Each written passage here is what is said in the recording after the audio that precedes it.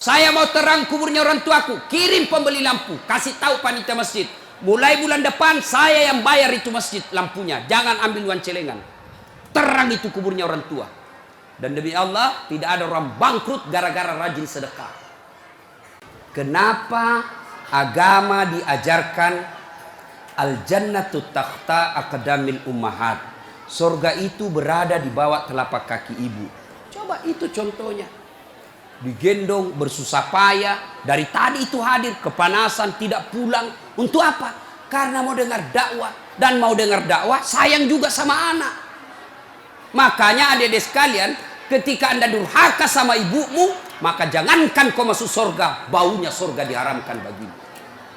Dengar ini cewek-cewek, sopan sama cowoknya, kurang ngajar sama mamaknya. Kalau mamaknya yang kasih tahu, apa sih mama tahu, itu kan dulu. Sekalinya cowoknya aja, iya deh bang, terserah abang aja deh, saya ikut, mana yang baik. Dongo. Tahu dongo? Beleng-beleng. Tahu beleng-beleng? Itulah makanya. Adik-adik sekalian, kalian mau sukses, muliakan orang tuamu. Tidak perlulah kau kursus kiri kanan. Muliakan orang tuamu, Allah yang angkat derajatmu. Itu janji Allah. Biar kau sekolah tinggi-tinggi, tapi kau tidak hargai bapakmu, kau hina orang tuamu, bisa jadi kau dapat kerja, tapi kerjaan yang kau dapat makin jauhkan kau dari agama. Bisa jadi perusahaanmu lancar, tapi perusahaanmu justru menyeret kau masuk gampang neraka. Ada orang tidak cerdas, tidak terlalu berkualitas dirinya, tapi dia muliakan orang tuanya, Allah angkat derajatnya. Maka adik-adik, muliakan orang tua, enak hidupmu. Itu tadi model anak sekolah. Kalau kita model yang sudah punya istri, bagaimana modelnya Ustadz durhakanya? Takut sama istrinya. Dapat rezeki, suaminya bilang, bu, sudah lama kasihan ini nomor antrinya bapak, mau haji tidak dapat. Ini ada kasihan duit. Bagaimana kalau kita kasih umroh dulu ibu? Bapak kita kasih umroh dulu di kampung. Apa langsung dia bilang istrinya? Apa? Bapakmu terus. Apa? Mamamu terus. Langsung dia bilang suaminya, sudah Mipalek, terserah kau. Ada begitu di sini? Ada? Beleng-beleng. Apa kamu takut sama istrimu? Nawamu semua dia kau ambil semua. Jangan takut sama istri pak. Bapak tidak bakal bahagia dalam hidupmu kalau kau lebih takut sama istrimu untuk membahagiakan orang tuamu. Nah. Makanya hidupmu susah dalam rumah tangga. Kenapa? Istrimu kurang ngajar sama ibumu. Maka bilang sama istrimu, jangan coba-coba sakiti perasaan ibu saya. Kalau kau lukai perasaan ibu saya bawa kau ke pengadilan agama, saya ceraikan kau baik-baik. Kan saya bilang sama mamanya, cek istriku di rumah, boleh kau marah-marah sama saya, boleh kau tutup pintu, yang penting tidak kau kunci. Boleh kau lempar kepalaku, yang penting tidak kena. Satu yang tidak boleh, jangan kau pernah hina orang tuaku. Begitu kau hina orang tuaku, wabillahi taufiq wal hidayah, keluar. Begitu dek. Ada di sini takut sama istri? Jangan pak. Itu yang membuat ibu juga kalau mau bahagia rumah tanggamu, muliakan mertuamu. Datang mertuamu dari kampung, dari Sulawesi Selatan, hormati. Jangan baru duduk mertua dia bilang, kapan ki pulang mak? Bawa ini, kasihan itu orang tua kalau dari kampung naik dari Parepare, turun di pelabuhan barang, bawa ayam 3 ekor, lepas di terminal 1, nah kejar lagi tuh, bawa pisang, bawa beras, bawa semua dia bawa, kasihan. Padahal anaknya sudah ada kerjanya di papan, dia bawakan itu. Begitu cintanya orang tua kepada anak. Jadi wajar kalau ibu bapak kurang ajar, tidak akan mendapat berkah dalam hidup. Muliakan orang tua ya. Kalau ada yang tanya-tanya, kenapa hidupku susah selama ini? Tidak usah tanya jalan lain. Durhaka sama orang tua. Orang tuaku sudah meninggal Ustaz. Cara berbuat baiknya. 1, doakan. Allahumma gfirli wali walidayya warhamhuma kama rabbayani. Saya heran lihat-lihat kita. Kalau tangannya ulama kita cium bagus. Bagus. Tapi pernahkah Bapak perlakukan tangannya ibu seperti itu? Pernahkah Bapak perlakukan tangannya orang tua? Saya orang lain, belum tentu saya doakan Bapak ikhlas. Doakan saya Ustadz, saya doakan tapi belum tentu saya ikhlas. Kenapa? Saya belum tahu Bapak. Tapi kalau orang tuamu yang doakan kamu, pasti ikhlas. Saya tadi kesini ibu saya telepon. Mak, telo doa nggak mau kak mak? Woi, wali doa ngaku nak. Saya tidak doakan diriku. Kau selalu kudoakan karena kau selalu jalan. Itu ibu. Kalau suami bu, jangan sampai ibu juga berdosa kepada orang tua gara-gara suami. Jangan sampai bapak-bapak berdosa hanya karena istri. Jangan sampai kalian yang masih kecil durhaka sama orang tuamu, maka hidupmu bakal susah. Muliakan orang tua. Doakan. Allahumma gfirli wali walidayya warhamhuma kama rabbayani shaghira. Sudah itu doa lagi, ya Allah ampuni dosanya orang tuaku kalau sudah meninggal. Terima amalnya, lipat gandakan kebaikannya, lapangkan alam kuburnya. Sudah itu saja. Ada rezeki, sedekah. Ada rezeki, sedekahkan. Saya mau terang kuburnya orang tuaku. Perbaiki sound sistemnya masjid. Terang itu kuburnya. Saya mau terang kuburnya orang tuaku. Kirim pembeli lampu. Kasih tahu panitia masjid.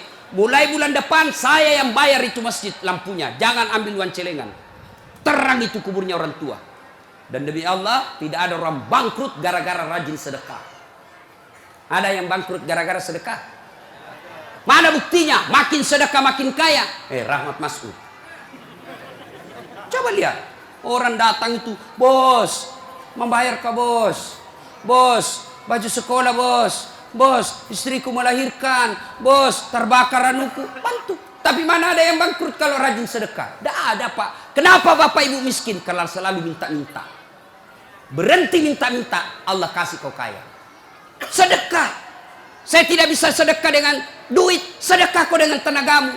Saya tidak bisa sedekah banyak-banyak. Sedekah dengan apa? Lihat itu masjid. Oh, sudah kotor anunya. Apa namanya itu? Kudungnya. Putih bukan, coklat bukan, hitam bukan. Kak diam nih. Sudah, bawa masjid satu kudung. Itu sedekah. Oh, masjid antara masjid dengan toilet jauh. Sedekah dengan sandal swallow. Nah, curi orang, tidak ada urusan. Itu sedekah. Kita lihat karpet, sudah jelek, sedekah dengan karpet. Insya Allah, banyak pahala. Hari Jumat, kita kirim air botol gelas ke sana. Air gelas ke sana. Orang minum, itu sedekah. Saya cuma bisa nasi bungkus 10, saya sumbang hari Jumat. Itu sedekah. Allah tidak lihat banyaknya. Yang penting, ikhlas banyak daripada sedikit tidak ikhlas. Sedekah. Serius. Sudah sedikit tidak ikhlas lagi. Mending banyak ikhlas. Iya toh? Panasnya di. Nggak bisa konsentrasi sejenak. Lewat-lewat ketawa itu kak bos. Nah ibu bapak, salah satu sunnah yang dianjurkan Nabi sholat jamaah. Nabi kumpul-kumpul sama sahabat. Ya, tidak apa-apa, tidak apa-apa. Tidak usah kasih, tidak apa-apa pak. Sedikit lagi, 5 menit lagi. Menunggu orang masjid takwa. Ya, Nabi, saudara-saudara sekalian, kalian yang tetangga dengan masjid wajib datang berjamaah. Bertanya sahabat, mana tetangga masjid ya Rasul? Kanan masjid 40 rumah. Depan masjid 40 rumah. Belakang masjid 40 rumah. Belakang masjid 40 rumah. Itu tetangga masjid. Bubar. Tiba-tiba datang tunanetra. Tahu tunanetra? Tidak melihat. Ya Rasulullah bagaimana saya? Oh kau lain karena kau tidak melihat. Pulang ini. Boleh kau sholat di rumahmu karena kau tidak melihat. Pulang. Belum jauh dipanggil kembali Nabi. Ya fulan, ta'al. Sini kau dulu. Kenapa? Kau dengar azan di masjid. Saya dengar ya Rasul. Kalau begitu kau wajib datang berjamaah di masjid. Zaman Nabi, tunanetra wajib berjamaah karena dia dengar azan di masjid. Kalau ini hadis diterapkan pak, penuh ini masjid jamaah. Kenapa? Kalau azan di menara, sampai di ujung-ujung rumah dia dengar. Dan alhamdulillah masjid selalu ramai jamaahnya pak. Terutama kalau subuh. Penuh. Sampai di luar. Tidak ada di dalam. Yang di dalam orang tua sudah pensiun. Kentara itu kalau subuh orang tua Pak, bau minyak gosok baru kita masuk pintu. Minyak angin, minyak gosok, cap tawon, nggak ada Bulgari. Orang tua semua di dalam masjid. Kenapa orang malas ke masjid? Satu, karena dia tidak lihat pahalanya.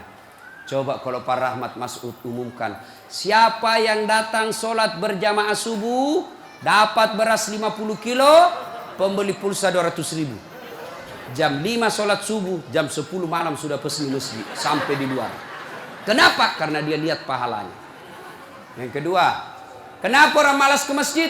Karena dia tidak tahu pahalanya. Dengar bapak-bapak ini, terutama kita yang sudah muka-muka sakaratil maut ini, yang sudah tua ya. Rajin-rajin ke masjid Pak. Berdoa mudah-mudahan Bapak lagi sujud ajal menjemput.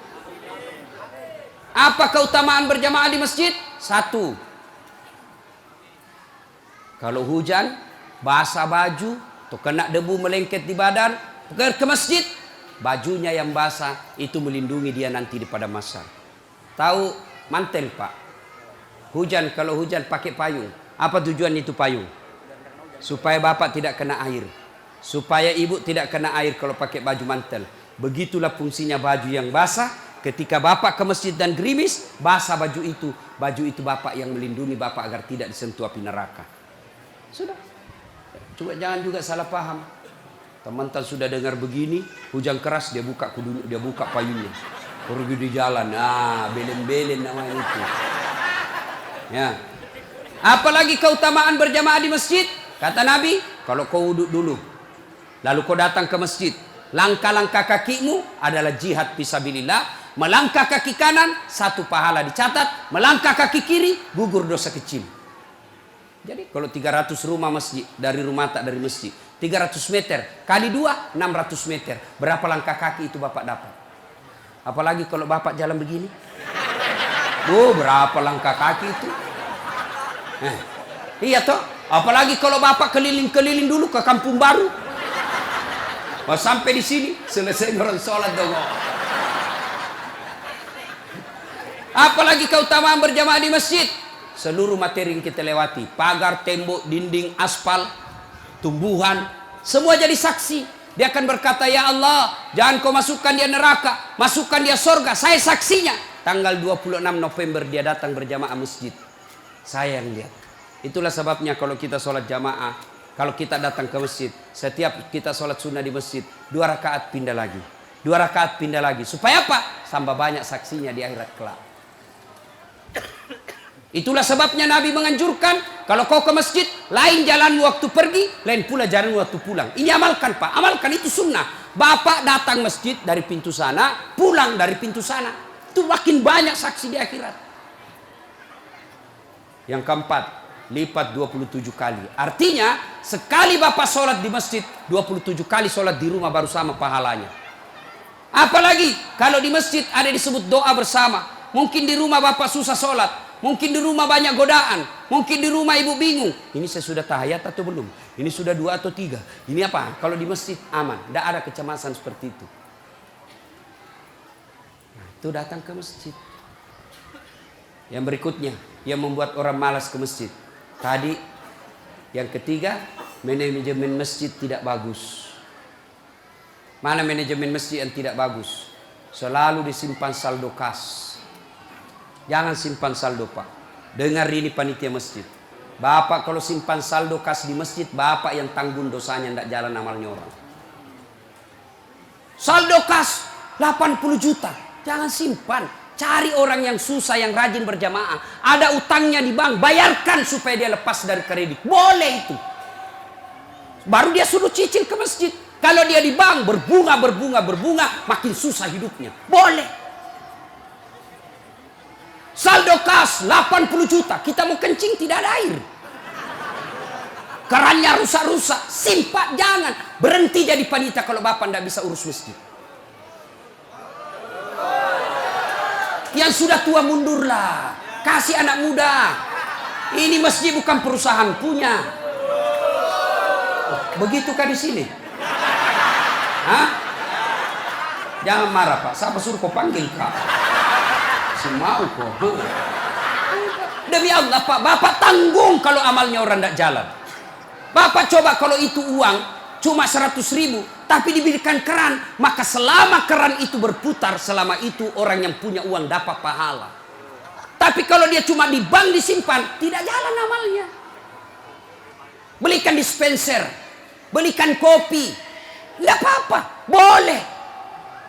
Jangan ditulis di masjid, dilarang tidur. Siapa yang larang tidur di masjid? Tidak ada dalilnya. Ayo, Bapak pernah ke tanah suci di Madinah, pernah ke Mekah, ada tidak ditulis dilarang tidur? Tidak, Pak. Barangkali ada orang tidak bisa tidur di rumahnya, dia datang ke masjid supaya bisa tidur. Itu memang boleh. Yang tidak boleh, ngiler. Maka kalau kau mau tidur di masjid, bawa kau bantal. Kalau tidak bisa, kau gelisah kau di rumahmu, bertengkar kau sama istrimu, istrimu ngomel terus. Maka dia bilang, jangan kau pulang, merdeka. Bodoh itu istri sekarang kalau Nabi bilang sama istrinya, jangan kau pulang. Oh, gembirai. Langsung Nabi bilang pacarnya, sini kau sayang, di rumahku kau tidur, kulayani kau dengan baik.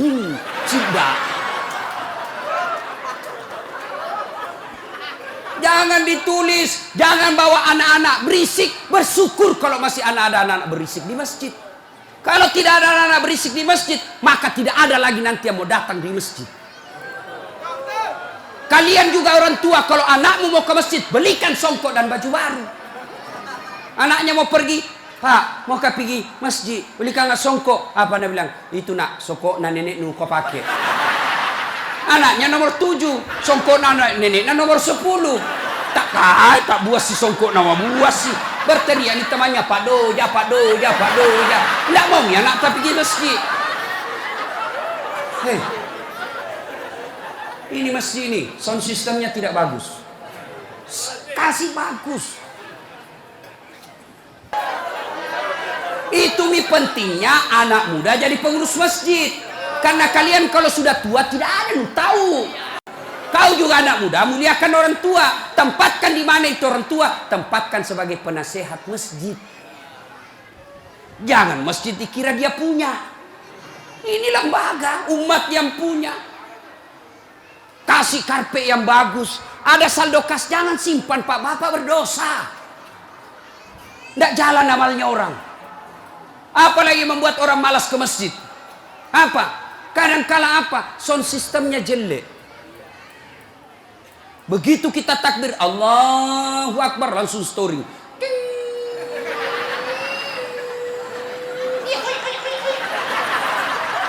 Mau ki perbaiki, sudah maki takbir, terpaksa si tangan ki.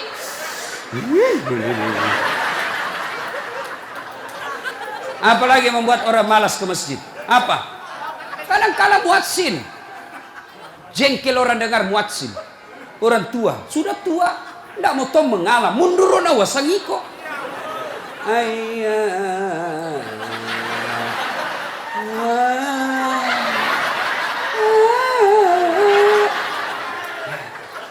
Namun dari iya siro tomato, iya siro. Coba. Iya. Apalah yang membuat orang malas ke masjid? Kadang-kala penceramah. Kita di rumah sudah bertengkar istri. Di kantor mumet pikiran. Kita datanglah ke masjid dengar ceramah. Mudah-mudahan kita dapat pencerahan. Ini bukan pencerahan, nak kasih takut kita terus. Dibakar pantatmu. Ditusuk. Udah bilang tak boleh.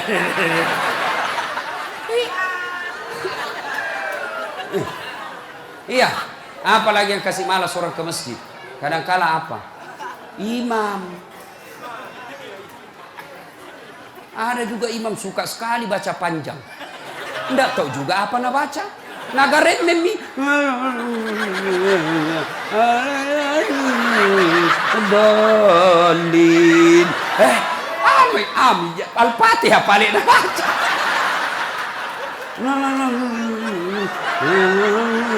Dalin. Malam petoni tidak jelas. Makanya kata Nabi, kalau kau jadi imam, dengar ini Pak Imam. 1, baca kau yang ringkas. Kenapa? Karena jamaah kita di belakang macam-macam. Ada yang sudah tua tidak bisa lama berdiri. Ada anak muda yang baru datang, tidak senang yang lama-lama. Pulang di masjid, enak sembahyang di masjid. Ampun ma Ustaz. Kenapa? Dia bilang itu mesti aliran sesat. Kenapa aliran sesat? Dia bilang sembahyang subuh 3 rakaat. Bukan 3 rakaat, sujud tilawah nama itu dong. Makanya tuh imam sebelum kau takbir jelaskan dulu jamaahmu. Adik-adik ini kita sujud tilawah. Sunnah malam Jumat membaca surah As-Sajdah. Pada rakaat kesekian kita harus sujud. Ini bukan 3 rakaat tapi karena Allah perintah ayat itu dibaca sujud. Jelaskan. Yang sunnah, aliran apa ini? Kenapa 3 rakaat? Enggak, kau yang dongo.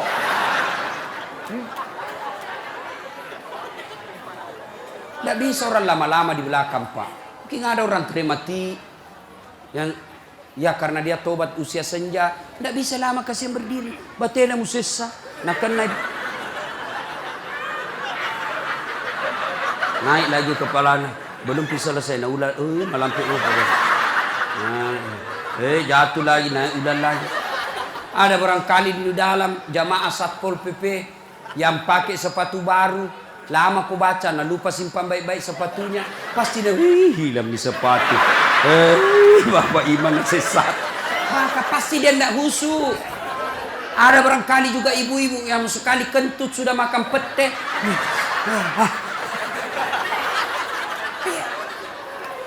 Ya.